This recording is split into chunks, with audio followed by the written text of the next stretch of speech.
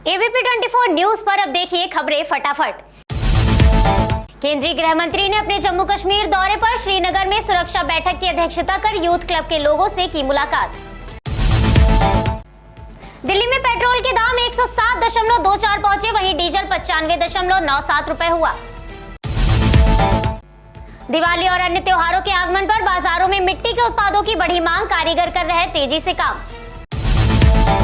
कारीगरों ने बताया दक्षिण भारत में मिट्टी के बर्तनों की मांग ज्यादा है। संक्रमण की वजह से व्यापार में कमी आई, लेकिन अब मांग ठीक है। पश्चिम बंगाल सीएम बोले 28 अक्टूबर को गोवा की अपनी पहली यात्रा की तैयारी कर रही हूं। संगठनों और राजनीतिक दलों से भाजपा और उनके विभाजनकारी एजेंडे को हराने के लिए एकजुट होने का आह्वान करती हूं। जम्मू कश्मीर में हल्की बारिश के बाद मौसम में आया बदलाव। यूपी के मुरादाबाद में दिवाली के लिए बन रहे चॉकलेट पटाखे। महिला ने बताया प्रदूषण से बचने के लिए पटाखे जलाए नहीं, उसे खाएं। हल्दी और केसर से बने इम्यूनिटी बूस्टर भी पटाखे हैं मौजूद। भारत में पिछले 24 घंटों में कोविड-19 के 16,326 मामले आए सामने, 666 लोगों ने गंवाई जान। जम्मू कश्मीर के गुलमर्ग में बर्फबारी से तापमान में आई गिरावट, सड़कों पर नजर आई बर्फ की परतें। मुरादाबाद में रामगंगा और कोसी नदी में आई बाढ़ के पानी का स्तर धीरे धीरे हो रहा कम, लेकिन अभी भी लोगों की मुश्किलें बरकरार। गाजियाबाद में सब्जियों के दामों में हुई बढ़ोतरी, हर सब्जी के दाम 10% तक बढ़े। सब्जी खरीदने आई महिलाओं ने बताया इस बढ़ोतरी से हमारी जेब पर भारी असर पड़ा, घर चलाना हो रहा मुश्किल, पूरे किचन का बजट बिगड़ गया है। सब्जी विक्रेताओं के अनुसार सब्जियों के दामों में बढ़ोतरी का पहला कारण मौसम की मार है। पेट्रोल डीजल के दामों में बढ़ोतरी से गाड़ियों के दर बढ़ गए हैं। सब्जियां आने में 10 से 12 दिन लगेंगे, तब तक सब्जियों के दाम बढ़े रहेंगे। सीएम योगी ने लखनऊ के लोक भवन में टीम 9 के साथ की बैठक। तमिलनाडु के चेन्नई में कोविड-19 वैक्सीन के लिए छठा मेगा वैक्सीन अभियान हुआ शुरू। इस अभियान में दूसरी डोज लेने वाले लोगों को लगेगा टीका। प्रधानमंत्री ने आत्मनिर्भर भारत स्वयं पूर्ण गोवा कार्यक्रम के लाभार्थियों से वीडियो कॉन्फ्रेंसिंग के माध्यम से की बात। इस कार्यक्रम के तहत अधिकारियों को संपूर्ण मित्र के रूप में नियुक्त कर सुनिश्चित किया जाता है कि सरकारी योजनाओं का लाभार्थियों को लाभ मिले। कार्यक्रम में पीएम बोले जब सरकार का साथ और जनता की मेहनत मिलती है तो कैसे परिवर्तन आता है, कैसे आत्मविश्वास आता है, ये हम सभी ने स्वयं पूर्ण गोवा के लाभार्थियों के साथ चर्चा के दौरान महसूस किया। यूपी कांग्रेस अध्यक्ष अजय कुमार लल्लू बोले बाराबंकी से प्रियंका गांधी की प्रतिज्ञा यात्रा को हरी झंडी दिखाकर रवाना किया गया। ये यात्रा सभी जिलों में जाएगी।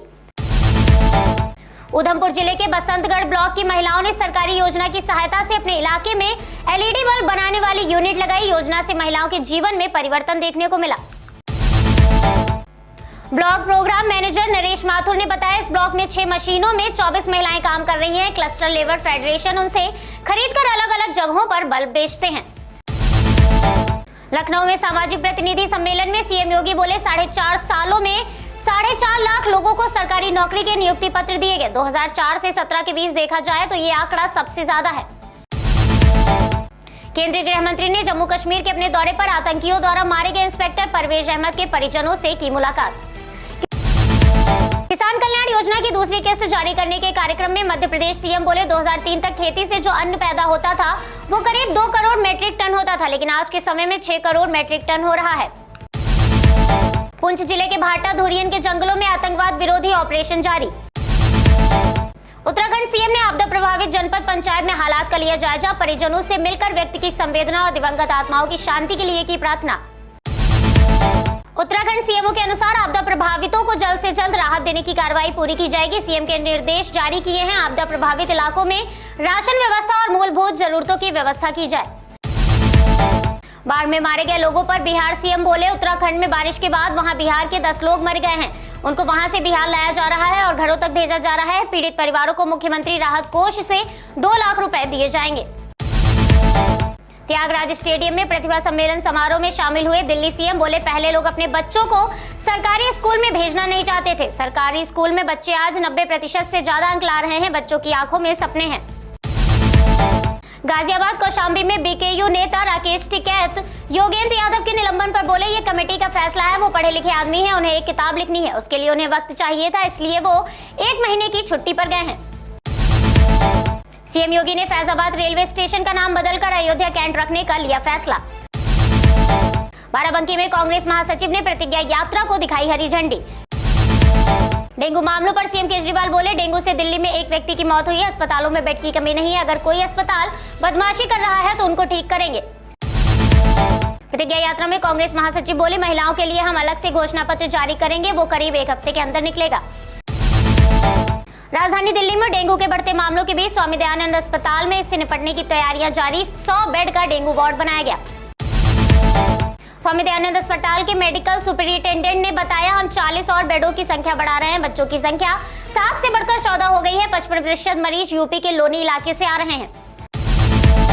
दिल्ली पुलिस ने बताया, पश्चिम पटेल नगर के बाबा फरीदपुर इलाके में अज्ञात लोगों ने चाकू मारकर व्यक्ति की हत्या, मामला दर्ज।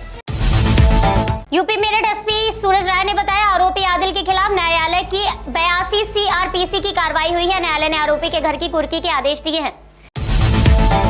यमुना में नहाने गई 4 बच्चियां डूबी, 3 को बचाया, 1 लापता, गोताखोरों की मदद से 1 की तलाश जारी।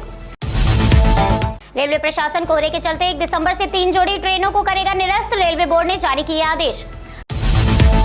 सपा अध्यक्ष ने बीजेपी पर साधा निशाना, बीजेपी जश्न मना रही है और महंगाई से जनता की दिवाली फीकी हो रही है। स्वास्थ्य सेवाएं बदहाल है, प्रदेश में निराशा का माहौल है।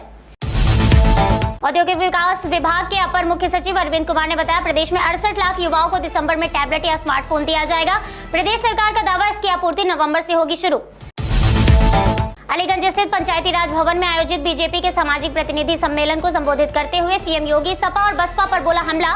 विपक्षी दलों के कार्यकर्ताओं ने खुली लूट मचाई थी और गुंडे माफियाओं को संरक्षण मिलता था। लखीमपुर हिंसा मामले में आरोपियों को 48 घंटे की पुलिस रिमांड पे हुई मंजूरी, सभी को 24 अक्टूबर तक पुलिस कस्टडी में रहना होगा। पीएम के दौरे से पहले वाराणसी कमिश्नरेट में 23 से 25 अक्टूबर की रात तक धारा 144 लागू, ड्रोन कैमरे पर भी लगा प्रतिबंध। वाराणसी में टीकाकरण महाअभियान हुआ तेज, करीब 28 लाख लाभार्थियों को लगी पहली या दूसरी खुराक। गोरखपुर जिले के चौरा चौरी क्षेत्र में दबंगों ने मचाया उत्पात, सूचना पर पहुंची पुलिस को दौड़ा दौड़ा कर पीटा, मामले में 2 लोग गिरफ्तार। उत्पात देखकर पुलिस वालों ने भागकर बचाई अपनी जान, थाने में दी सूचना पाकर पहुंचे चौकी प्रभारी मदन मोहन मिश्रा ने भारी पुलिस फोर्स की मदद से दबंगों पर पाया काबू। अंतर्राष्ट्रीय हवाई अड्डे के बाद गोरखपुर में सीएम योगी नई रेल लाइनों की देंगे सौगात, गोरखपुर से कुशीनगर को रेल लाइन से जोड़ा जाएगा।